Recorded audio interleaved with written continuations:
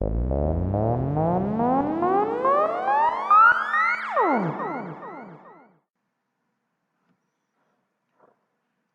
Guys to another video of the कुशर। और इस वीडियो में हम ये बात करना चाहते हैं how to crack interviews, a step by step process. और दोस्तों, मैं ये आपसे बात इसलिए कर पा रहा हूं क्योंकि मैं खुद पिछले 10 साल से एक एचआर प्रोफेशन में हूं और मैंने बहुत से इंटरव्यूज लिए हैं जिसमें मैंने ये देखा है कि किस टाइप के लोग सिलेक्ट होते हैं और किस टाइप के लोग सिलेक्ट नहीं हो पाते हैं।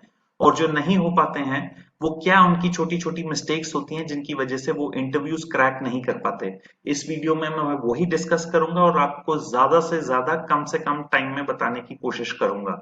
अगर आपको कहीं भी किसी भी स्लाइड में ऐसा लगे कि आप रुक के 1 मिनट उसको दोबारा सुनना चाहते हैं, प्लीज डू दैट।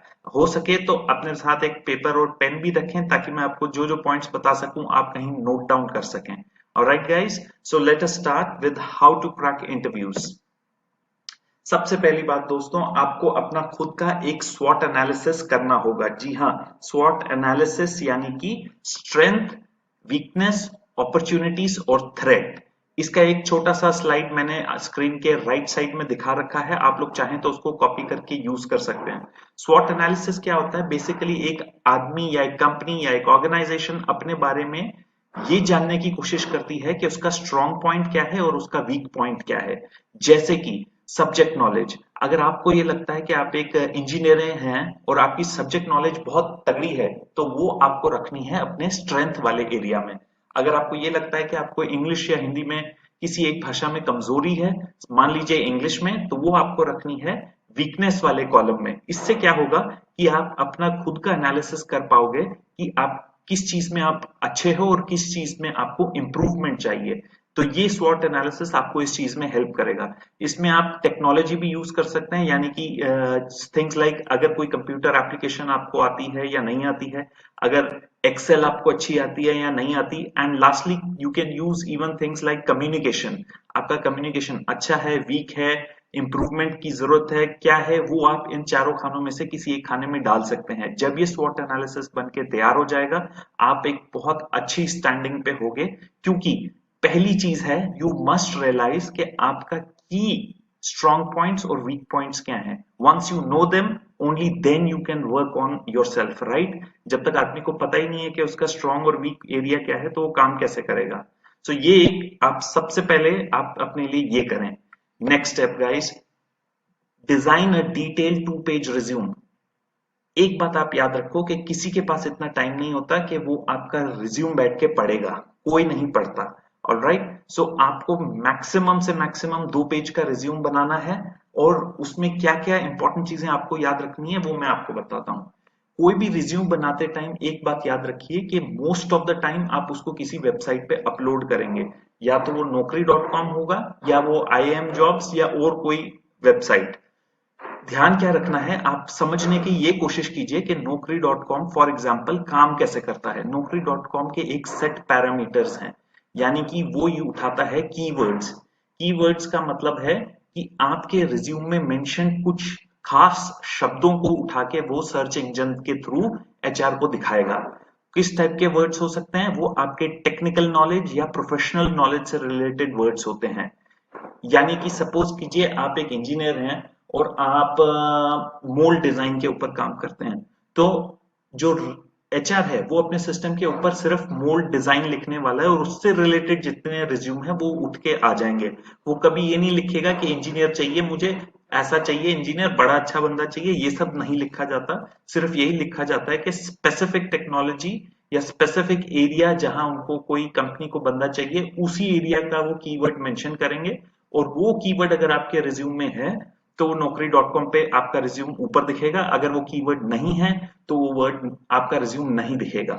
इसीलिए 2 पेज के रिज्यूम में मैक्सिमम ये कोशिश कीजिए कि आप अपने फील्ड से, अपने एरिया से रिलेटेड जितने भी कीवर्ड्स हैं, जो भी उस टेक्नोलॉजी से रिलेटेड वर्ड्स हैं, उसको आप अपने रिज्यूम पे मेंशन कीजिए। तभी आपका रिज्यूम ज्यादा से ज्यादा ऊपर नजर आएगा। दूसरी बात, you have to update your profile every day. Remember, सुबह उठ के सबसे पहले या अपना मोबाइल नंबर अपडेट कीजिए या अपना सीटीसी में थोड़ा बहुत 5,000 ऊपर नीचे अपडेट कीजिए, कुछ भी कीजिए, बट आप रोज उठ के अपना रिज्यूम अपडेट करें, तभी वो कारगर होगा। तीसरी बात दोस्तों, अपनी पिक या वीडियो अपलोड करना एक बहुत ही सही आइडिया है। याद रखिए, आपको जो सामने दिखता है ना, आप उससे कम्युनिकेट करने की कोशिश करते हो। अगर कोई दिखेगा ही नहीं तो वो ज्यादा से ज्यादा फोर्स होगा आपका रिज्यूम पढ़ने में, और लोग फालतू में रिज्यूम पढ़ना अवॉइड करते हैं। ये मैं आपको एज एन एचआर बता रहा हूँ। तो अगर आपका पिक है, वीडियो है, इससे दूसरे का कनेक्शन आपके साथ जल्दी बनने के चांसेस होते हैं। तीसरा, right what you can talk about. अपने रिज्यूम में कुछ भी मेंशन करने की जरूरत नहीं है या सब कुछ लिखने की जरूरत नहीं है। वही चीज लिखिए जिसके बारे में आप बता सकते हैं। That's the golden rule. कहीं भी किसी भी इंटरव्यू में ना फंसो, उसका तरीका यही है, वो बोलो जो तुम्हें आता है। Alright, next point, first impression. मैंने अपने आज तक जितने इंटरव्यूज लिए हैं ना, प्रोबेबली हजारों में लिए होंगे, मैंने ये देखा है कि कई लोग फर्स्ट इंप्रेशन पर भी ध्यान नहीं देते। फर्स्ट इंप्रेशन माने क्या? देखिए, मेरा पर्सनल एक्सपीरियंस मैं आपको बताता हूं। अगर आपको, आप इंटरव्यू लेने गए हो ना, अगर आपको कोई बंदा या बंदी फर्स्ट इंप्रेशन में ही अच्छा लगा, जिसके ड्रेसिंग सेंस बहुत अच्छी है, जिसके मैनर्स बहुत अच्छे हैं, जिसका बात करने का तरीका बहुत अच्छा है, तो उसके chances of getting selected are much higher. Okay, ये सब चीजें आपको ध्यान रखनी है, क्योंकि आप अपना फर्स्ट इंप्रेशन बिल्ड कर रहे हैं। याद रखिए, एक इंटरव्यूअर या एक इंटरव्यू पैनल आपसे पहले कभी नहीं मिला, उनको नहीं पता आप कैसे हैं कैसे नहीं हैं। वो आपके बारे में जजमेंट लेंगे सिर्फ 20 मिनट या 30 मिनट के इंटरव्यू में। उसके लिए इंपॉर्टेंट है कि आपका फर्स्ट इंप्रेशन बहुत बढ़िया हो। कई लोगों को मैंने इंटरव्यू के टाइम ऐसा भी देखा है जो कि जिनको स्माइल करना तक नहीं आता। So please please please, whenever you enter a room, whenever you meet somebody, do give them a smile. Smile एक बहुत फ्रेंडली जेस्चर है और बहुत अच्छा जेस्चर है। इससे दूसरे को भी लगता है कि आप उससे कनेक्टेड हैं, आप उसकी बात समझने की कोशिश कर रहे हैं। राइट? दूसरी बात दोस्तों, एक फर्म हैंडशेक बहुत इंपॉर्टेंट है। आजकल कोविड का टाइम चल रहा है, तो what you can do is may be एक अच्छा नमस्ते या हेलो हाय, आप कुछ भी बोल सकते हैं जिससे दूसरे को लगे कि आप उसको रिस्पॉन्ड कर रहे हैं, आप उसकी ग्रीटिंग का रिस्पॉन्ड कर रहे हैं। तीसरी बात जो आपको ध्यान रखनी है वो है आई कांटेक्ट। देखिए, आंखें चुराने वालों से लोग वैसे भी थोड़ा सावधान हो जाते हैं, तो आप जिससे भी मिले उनसे आंख मिला के बात करें, एंड उनकी तरफ आप थोड़ा आई कांटेक्ट कॉन्टिन्यूस रखें। याद रखें, ये बहुत ज्यादा लंबा भी नहीं होना चाहिए, क्योंकि it shouldn't become awkward for the other person, but you should definitely look into their eyes and speak to them directly. इससे एक ट्रस्ट लेवल भी बढ़ता है। लास्टली फ्रेंड्स, मैंने कई लोगों को देखा है कि उनको बेसिक ड्रेसिंग सेंस नहीं है। So what ever you do, कोई बहुत महंगे कपड़े पहनने की जरूरत नहीं है, बट नॉर्मल कपड़े पहनिए, बट ऐसे पहनिए कि अगले को लगे कि आप उस इंटरव्यू के लिए सीरियस हैं। So you have to just remember this, right? क्योंकि अच्छी ड्रेस ही वो चीज है जो आपको आगे लेके जा सकती है। Next point, decide the language you are going to use. होता क्या है, मैं आपको बताता हूं। मेरे एक्सपीरियंस में मैंने ये देखा है कि बहुत से लोग इंटरव्यू में इंग्लिश बोलना शुरू कर देते हैं। वो लोग भी जिनको इंग्लिश में ज्यादा उनका स्ट्रेंथ एरिया नहीं है, they are not strong in English, they are not good in English, but what they start doing is speaking in English. Okay, उसमें होता क्या है, once you start speaking in a language जिसमें आप comfortable नहीं है, जिसमें आपकी कोई महारत नहीं है, तो होता ये है कि आप टूटी फूटी भाषा बोलते हैं। टूटी फूटी भाषा बोलने का मतलब है आपका खुद का ही कॉन्फिडेंस पहले गिरेगा। ठीक है? क्योंकि ना ही आप अपनी बात पूरी तरह अगले को समझा पा रहे हैं, ना ही अगले को समझ में आ रहा है आप बोलना क्या चाहते हैं। तो आप हिंदी बोलो, इंग्लिश बोलो, कोई रीजनल भाषा बोलो, या सारी भाषाओं का मिक्स बोलो, लेकिन ऐसा कुछ बोलो कि आप अपना मैसेज कन्वे कर पाओ। ऐसा कुछ बोलो कि अगले को समझ में आए। अगर आपको इंग्लिश बहुत अच्छी नहीं आती है तो हिंदी में इंटरव्यू दें, बीच बीच में कोई कोई इंग्लिश का शब्द का प्रयोग करें तो बहुत बढ़िया रहेगा। अगले को आपकी बात भी समझ में आ जाएगी और आपका उससे एक डायरेक्ट कनेक्शन भी स्टैब्लिश हो जाएगा। एक बात याद रखना कि लैंग्वेज एक ऐसी चीज है, अगर आप वो चीज करने की कोशिश करेंगे जो आपको नहीं आती, तो उसमें आपको माथी मिलेगी, अनटिल एंड अनलेस आप उसमें एक्सपर्ट हैं। तो हिंदी बोलो, इंग्लिश बोलो, इंटरव्यूअर बिल्कुल भी इंटरेस्टेड नहीं है कि आप कौन सी लैंग्वेज बोलते हो, क्योंकि उसको आपसे लैंग्वेज का काम नहीं कराना है। उसको आपसे एक टेक्निकल काम कराना है, या ऐसा कुछ काम कराना है जो आप कर सको, राइट? जिसमें भाषा का प्रयोग बहुत लिमिटेड होता है। इसलिए ये अपने काम को, अपने बिजनेस को, अपने टैलेंट को देखते हुए stick to one language in which you are awesome and in which you are very comfortable with. Guys, fifth point, know your customer, जिसको अपन केवाईसी भी बोलते हैं। यहाँ पे मैं नो योर कस्टमर मतलब आपकी एम्प्लॉयर की बात कर रहा हूं, आपकी उस कंपनी का बात कर रहा हूं जहां पे आप इंटरव्यू देने गए हैं, दो तीन चीजें याद रखें। अगर आपके ऊपर ये प्रेशर है ना कि आपको जॉब चाहिए, तो उस एचआर और उस टेक्निकल बंदे के ऊपर भी ये प्रेशर होता है कि वो अपनी वैकेंसीज जल्द से जल्द भरे। Let me be very Frank with you, कोई आपका इंटरव्यू इसलिए नहीं लेता कि वो आपको रिजेक्ट करे, वो इंटरव्यू इसलिए लेता है कि उसको बढ़िया बंदा मिले और वो जल्द से जल्द अपनी वैकेंसी भर सके। ये प्रेशर उनके ऊपर भी होता है। तो आपको करना क्या है, जिस भी कंपनी के इंटरव्यू के लिए जाएं, पहले उसकी वेबसाइट जरूर पढ़ें, उस समझने की कोशिश करें कि वो कंपनी किस टाइप के प्रोडक्ट्स बनाती है, किस टेक्नोलॉजी पे काम करती है, एंड किस तरीके से उनको एक आपकी मदद मिल सकती है, यानी कि आपको ऐसा क्या आता है कि आप उनके ग्रोथ में कंट्रीब्यूट कर सकते हैं। So understand the products, understand the technology they are working on, and then decide कि आपको वहां इंटरव्यू में जाके बोलना क्या है। दूसरी बात जो मैंने पहले भी मेंशन की कि किसी के पास इतना टाइम नहीं पड़ा कि वो आपका रिज्यूम खोल के डिटेल में पढ़े, कोई नहीं करता। लोग सिर्फ ऊपर ऊपर से पढ़ते हैं और उसके बाद इंटरव्यू स्टार्ट कर देते हैं। ट्रस्ट मी, 90% जनता यही करती है। सो आप भी अपनी तैयारी उसी हिसाब से करके जाएं। नेक्स्ट पॉइंट, एक बात जो आपको हमेशा याद रखनी है और जो आपके साथ जरूर होगी या हो चुकी होगी ऑलरेडी, वो होता है एक सवाल, इंट्रोड्यूस योरसेल्फ।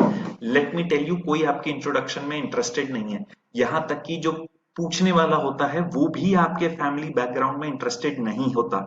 ये सवाल सिर्फ इसलिए पूछा जाता है ताकि वो आपकी कम्युनिकेशन स्किल देख सके, ताकि आपके और उसके बीच में एक आइस ब्रेकर का काम ये सवाल करता है, ताकि जब तक आप कुछ उसको अपने बैकग्राउंड के बारे में बताएं, वो फटाफट आपका रिज्यूम देख सके। सो ट्रस्ट मी, इस सवाल का रियली कोई बहुत ज्यादा मायने नहीं होते।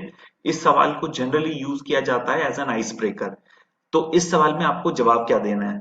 सो start by giving your name, start by letting them know थोड़ा बहुत आपकी फैमिली का बैकग्राउंड, then start in a chronological order, आपकी क्वालिफिकेशन से लेके अभी तक आपने कौन कौन सी जॉब की। इसी में मैं आपको बताऊं, अगर आप खुल के बताएंगे उन्हें, you will almost consume about 5-6 minutes, which is enough for the interviewer to go inside your resume and pick up those specific areas जिस पे उसको बात करनी है। ओके, सो ये सवाल बेसिकली एक आइस ब्रेकर होता है, इसको बहुत ज्यादा इंपॉर्टेंस नहीं देनी है। बस ये समझना है कि इस जवाब को आपको 4-5 मिनट में उसे एक्सप्लेन करना है, ताकि अगला आपके कम्युनिकेशन स्किल्स चेक कर सके। तीसरी बात, ऑलवेज रिमेंबर, जो आप बोलोगे ना उसी में से अगला सवाल निकलेगा। Okay, so what ever you से, टेक्निकल या नॉन टेक्निकल, नेक्स्ट क्वेश्चन उसी में से आ जाएगा। अल्टीमेटली एक इंटरव्यूअर देख क्या रहा है, वो एक ऐसा बंदा या बंदी ढूंढ रहा है जो उसकी कंपनी ज्वाइन करके उनके जो प्रॉब्लम एरिया है उसको सॉल्व कर सके। So you have to be a problem solver. Okay, whether that problem is regarding a technology, whether that problem is regarding a specific sales issue or whatever, जो उसका specific area है ना वो आपको solve करना है। अगर आप कर सकते हो तो you are selected. So ये जो तीसरा पॉइंट है, जवाब से सवाल निकलेगा, ये आप हमेशा याद रखना। अगले के पास इतना टाइम नहीं होता कि वो आपसे कुछ भी रैंडमली पूछ लेगा, नहीं, जो आप बोलते जाओगे उसी में से वो सवाल निकालता जाएगा। So always speak what you know. एक ना यार, इंडिया में ना एक बहुत बड़ा इशू है, jack of all trades master of none. यानी कि ज्यादातर लोग ना इंटरव्यू स्टार्ट करते ही बोलते हैं हमें सब आता है। हमें फॉर एग्जांपल, मैं इंजीनियर हूं तो मुझे इंजीनियरिंग में सब आता है, मैं एक एमबीए फाइनेंस हूं तो मुझे फाइनेंस में सब आता है। ये गलती आप कभी ना करें। जिस भी स्ट्रीम में आप हैं, जो भी काम आप करते हैं, उसमें से एक 4-5 पॉइंट्स उठाएं, उस टॉपिक्स उठाएं जिसमें आपका स्ट्रेंथ एरिया है। हर जगह पूरी तरह मास्टरी करने की जरूरत नहीं है। एक कंपनी को एक ऑलराउंडर नहीं चाहिए, एक कंपनी को एक प्रोफेशनल बंदा चाहिए जो उसकी स्पेसिफिक एरिया में फिट बैठ सके। आपको वही करना है, आपको एक ऑलराउंडर नहीं बनना है, आपको एक स्पेसिफिक एरिया का स्पेशलिस्ट बनना है। That's what it is. So don't say you know everything, just point out. अगर कोई पूछता है तो उसको बताइए मेरे स्ट्रॉन्ग सब्जेक्ट्स ये हैं, ये में मुझे महारत हासिल है, आप मुझसे यहाँ पे सवाल पूछ सकते हैं। उससे होता क्या है कि जब आप अपना एरिया स्पेसिफिकली उसको बताएंगे ना कि आपका स्ट्रॉन्ग एरिया क्या है, वो आप ही के एरिया से आपको सवाल पूछेगा। अगर आप पूछेंगे, बोलेंगे मुझे सब आता है, तो उसके लिए बहुत बड़ा फुटबॉल की फील्ड खुल गई कि वो अब गोल कहीं से भी हिट करे। अगर आप उसको ये बोलोगे ना कि मेरे को एक दो तीन ये मेरे स्ट्रॉन्ग एरियाज हैं, आप इनमें से सवाल पूछो, वो उसी में से सवाल पूछेगा एंड आपका आप उसको एक तरीके से अपनी टर्फ पे ले आओगे, आपको पता होगा कि अब वो सवाल कौन से एरिया से पूछेगा। तो इसी में आप इसमें आपका ही एक फायदा है उसको एक पर्टिकुलर एरिया में लाके सवाल पूछवाने का, रादर देन ये बोलने का कि आप कुछ भी पूछो। ओके, जो भी आंसर दो, जैसा भी आंसर दो, be little assertive, don't get aggressive. अगर अगला आपको असेस करने के चक्कर में ये भी बोले कि आप गलत बोल रहे हैं, तो आपको अगर लगता है आप सही बोल रहे हो, बोलो सर मुझे सही लगता है but I will cross check. So be assertive but don't go aggressive in an interview. Lastly, say no if you don't know. यार अगर कोई भी ऐसा सवाल आया ना जो आपको नहीं आता, साफ साफ बोल दो कि सर ये मुझे नहीं आता बट मैं इसको जानने की कोशिश जरूर करूंगा। ये मत बोलना कि ये मुझे आता है और इसका जवाब ये है।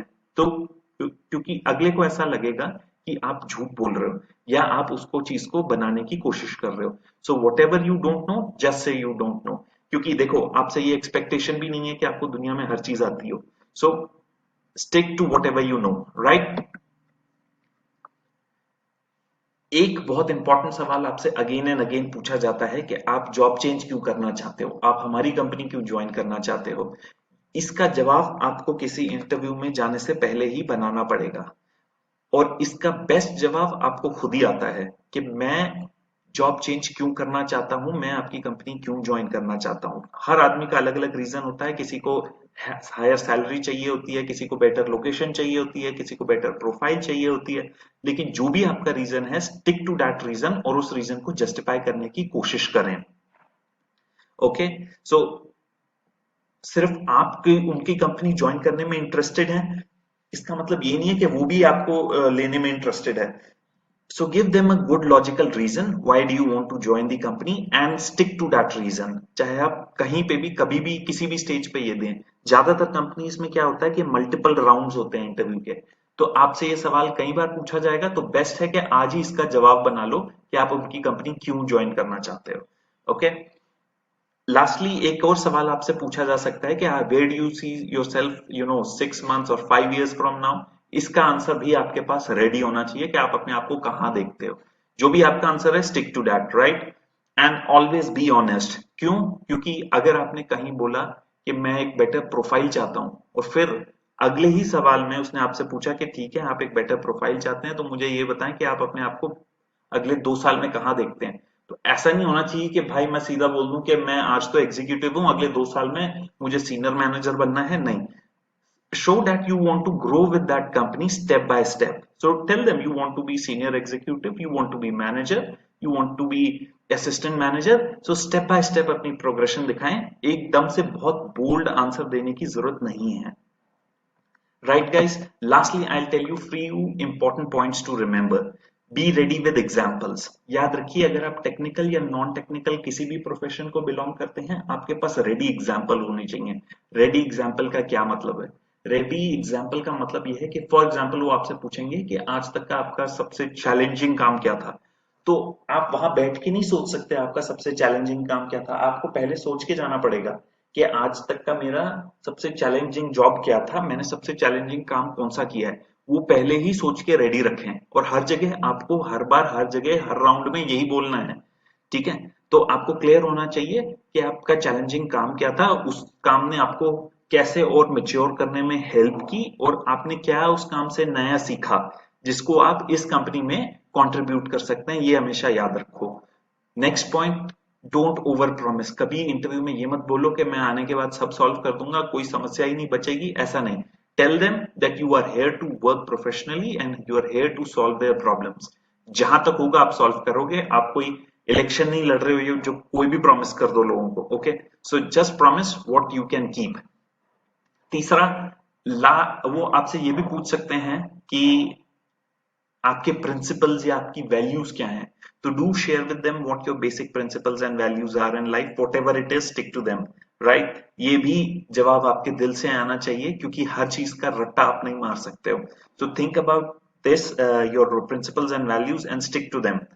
Lastly guys I will tell you, avoid getting under pressure. अगर कोई ऐसा सवाल जवाब एक्सचेंज हो जाता है जो आपको 2 सेकंड के बाद ही लगे कि आपने गलत बोला है, तो उस चीज को आप करेक्ट जरूर करें, लेकिन कभी ये इंटरव्यू में शो मत करें कि आप प्रेशर में आ गए हो। याद रखो कि आपको ये काम कभी नहीं करना है, और अगर प्रेशर में आ भी जाओ तो एटलीस्ट आपको दिखाना नहीं है कि आप प्रेशर में आ गए। So that is what I want to say. So avoid getting under pressure. First of all, if you do get into pressure, at least don't show it, right? So ये कुछ चीजें आपको याद रखनी होंगी कि इंटरव्यूज के दौरान या अपने रिज्यूम को बिल्ड करते दौरान या अपनी पर्सनालिटी को निखारते टाइम आपको क्या क्या चीज ध्यान रखनी है। ये उसमें से कुछ पॉइंट्स थे जो मैं कवर करना चाहता था। अपार्ट फ्रॉम दिस ऑब्वियसली बहुत से ऐसे पॉइंट्स हैं, और एक एक पॉइंट ही ऐसा है जिसमें बहुत डिटेल में हम जा सकते हैं, but I didn't wanted to drag this video too long. So I hope this video will be useful to you. If you do like the video, so please share and write your comments below. Right? If you want me to give you details on any specific topic, तो वो भी मुझे बता दीजिएगा। मैं अपनी तरफ से बेस्ट कोशिश करूंगा कि आपको ज्यादा से ज्यादा बता सकूं। So that's it from me, guys. Thanks a lot for watching my video. Do share your comments and let me know your feedback. Okay? Thanks and all the best, guys.